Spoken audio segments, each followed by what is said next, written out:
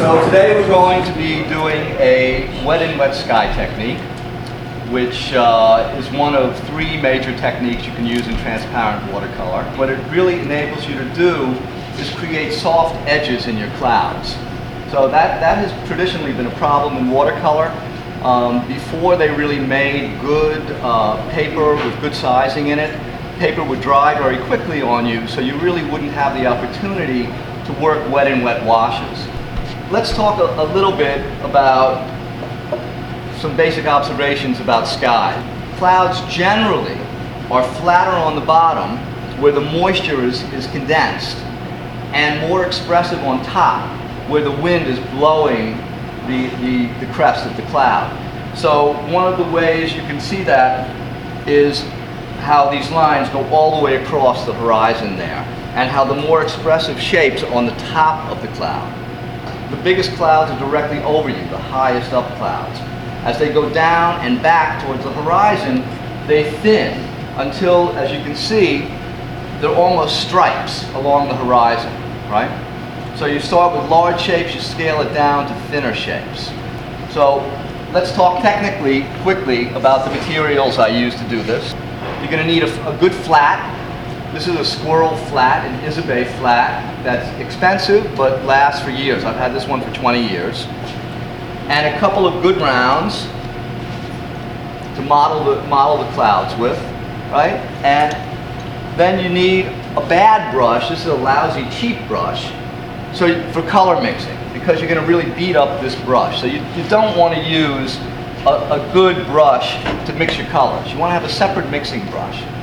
Secondly, I put out my colors on a palette. I prefer a ceramic palette.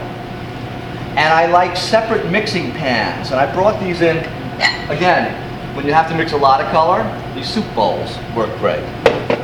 For a little less color, you can use these. These are called China nests. And they come in a variety of sizes, you can see, right? You want two water vessels, one for cleaning, one for mixing. Inevitably, both of these get dirty. So what you want to do, a squeeze bottle. The student showed me, you can't stick your brush in this. So that'll keep nice clean water for us. So this is what I'll be working on today. This is a properly stretched sheet of 140-pound cold press paper, right?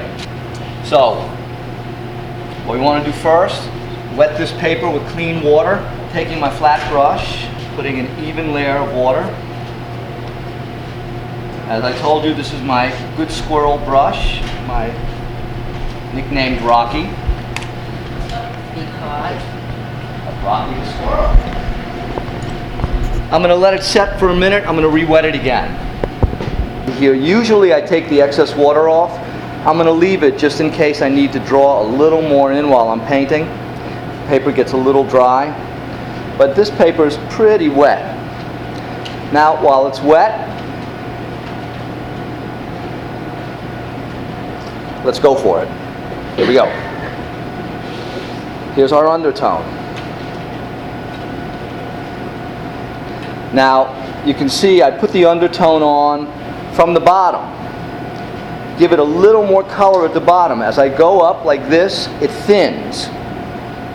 Get lighter as you go up. So you get more of that ambient light down at the base of the sky, right?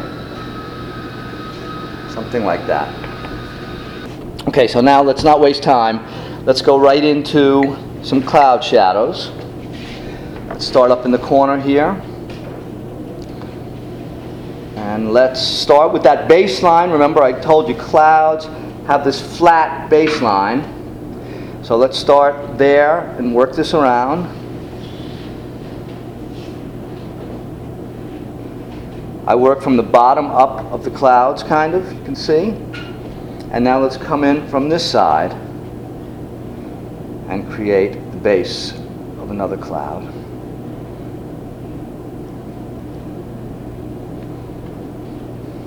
And then I'm going to drop down to about here, create a baseline here, and bring this up. Again, the more expressive qualities of that. I'm even going to join these two clouds together, the bases of those two clouds together now. Bring in Well, let's take this one all the way across. Let's create the bottom of another one here.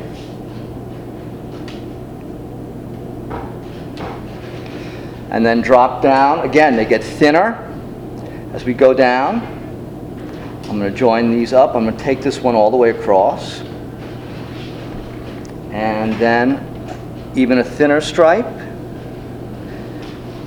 If you notice, I load the brush and then twist it on the paper, make a point, and also not to flood the paper.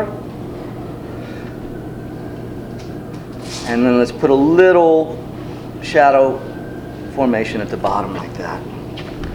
And maybe a little extra down there. And now I can look, let me see if I want to darken any of this modeling. No, I think we're good. We're good to switch to our background blue. Now we're going to start up top. Without wasting any time, let's get a nice edge on this.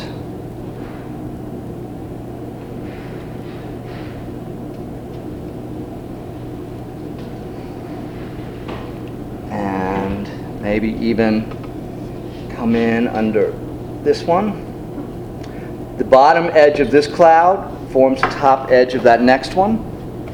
Let's put a nice break at the base of this cloud and come down here.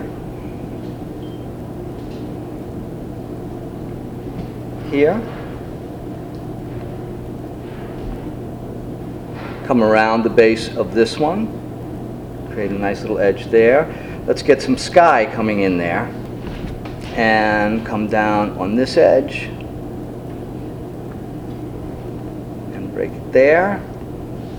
And let's have a nice little break of blue here. Let's darken this. Let's even break this up. Let's get a little more. I'm going to break up this space here. Create a hole here.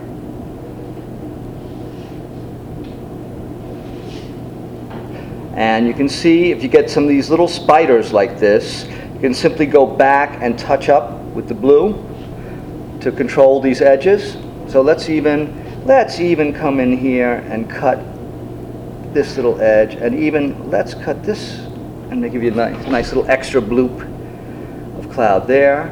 Now I'm dropping down here. I'm going to go in here, create a nice edge on that. Let's continue this blue around here.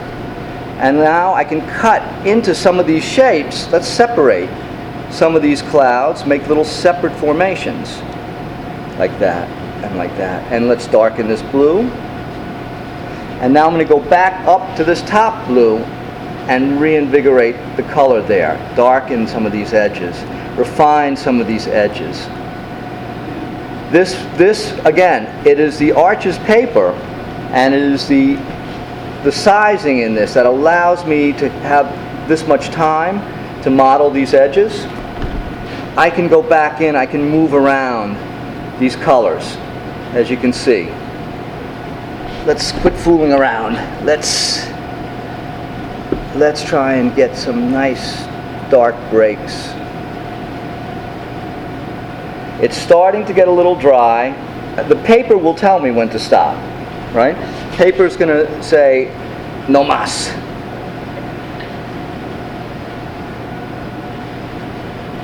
So, but I can keep kind of filigreeing color. I'm using a fairly dry brush.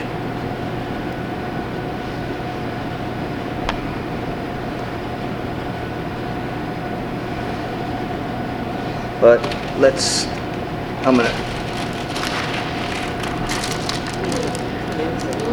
Wow. Let's hear it.